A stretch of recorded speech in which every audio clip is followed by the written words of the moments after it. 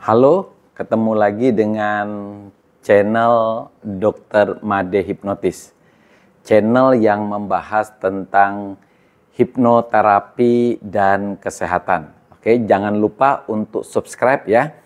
Nah, kali ini topiknya membicarakan soal cemas dan anxiety. Lebih tepatnya, kenapa orang yang mengalami anxiety dan cemas itu rasanya itu bisa berbulan-bulan, bertahun-tahun sampai puluhan tahun, di mana cemas dan anxiety-nya itu tidak pernah bisa hilang dari tubuhnya dia. Ada seorang wanita ya, sampai sekarang itu dia tidak berani tampil di depan umum ya, walaupun dia sebenarnya kategori pejabat suatu instansi. Alasannya banyak sekali yang membuat dia mencari-cari alasan untuk tidak berbicara di depan publik atau di depan anggotanya. Sebenarnya alasannya adalah dia takut sekali untuk tampil di depan umum. Ada juga orang yang tidak mau melanjutkan sekolah, baik sekolah jurusan, jenjang karir, itu karena takut dengan ujiannya. Sehingga dia akan merasa mentok karena dia takut sekali ketika dia mengambil pelatihan ini, jurusan ini, dia takut dengan ujian yang akan dia lalui. Dia takut dengan hasilnya.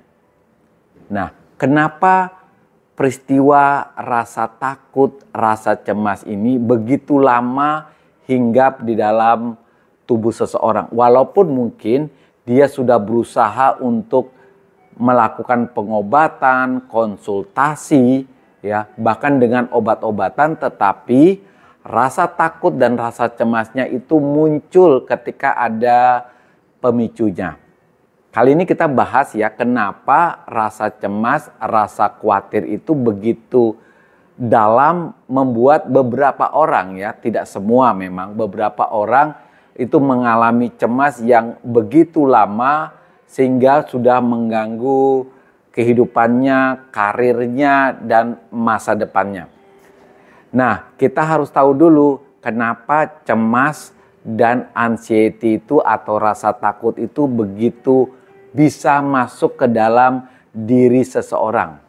Jadi, orang dari dia lahir sampai dia besar sekarang itu sebenarnya yang awalnya berkembang adalah pikiran bawah sadarnya ya, sampai dia sekitar umur 7-8 tahun kemudian berkembang pikiran sadarnya. Jadi berarti apapun yang masuk melalui panca indera ya, misal lewat visual, lewat mata, lewat penciuman, lewat pendengaran, lewat perabaan, itu sudah bisa masuk ke pikiran manusia itu sejak dia lahir. Bahkan ada yang mengatakan sejak di dalam kandungan. Jadi apapun ya, apapun peristiwa, kalimat yang dalam bentuk sugesti itu bisa masuk ke diri manusia. Jadi teman-teman, karena pikiran bawah sadar seseorang sudah mulai muncul dari dia lahir, sehingga apapun yang kita ucapkan, terutama orang tua, orang di sekitarnya, itu akan tertanam di pikiran manusia tersebut bahkan sampai dewasa. Di sini anak-anak kecil itu belum punya istilahnya pikiran sadar sebagai barier. Apapun yang diucapkan oleh orang tua, dalam petik main-main, bergurau, itu tetap bisa masuk ke pikiran bawah sadar bayi tersebut. Nanti kita akan memperoleh hasil atau buahnya ketika dia sudah dewasa. Nah, kalau kita kembali ke peristiwa itu, kenapa peristiwa yang dua tadi tersebut? Pertama, tidak berani tampil di depan umum. Yang kedua, takut dengan ujian. Itu mungkin disebabkan karena masalah waktu kecil atau disebut dengan inner child. Ya, misalnya waktu dia kecil, waktu dia SD, dia diberikan kesempatan oleh gurunya untuk tampil di depan umum, misalnya menyanyikan sebuah lagu, membaca puisi.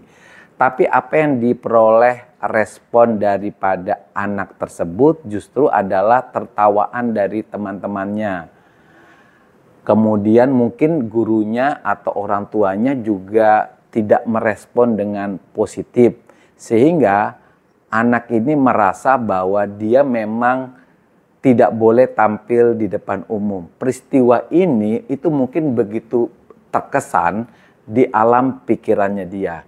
Dan ketika peristiwa ini terulang lagi dengan kejadian yang sama, maka di pikiran si anak itu adalah jangan tampil di depan umum, karena kalau tampil di depan umum kamu akan dipermalukan. Dan kalimat yang tadi terakhir itu menjadi beliefnya dia, menjadi keyakinan dia. Ibaratnya kalau pohon itu kalau terjadi dari kecil dan terjadi berulang-ulang, tentu ketika dia dewasa pohonnya sudah besar dan susah untuk diganti atau ditumbangkan. Walaupun sebenarnya semua bisa dilakukan dan diperbaiki. Nah, yang kedua, contoh yang kedua yang tadi dokter bilang, ketika seseorang menempuh ujian, misalnya waktu SD, waktu SMP, atau waktu kapanpun SMA, kemudian mendapatkan hasil yang jelek.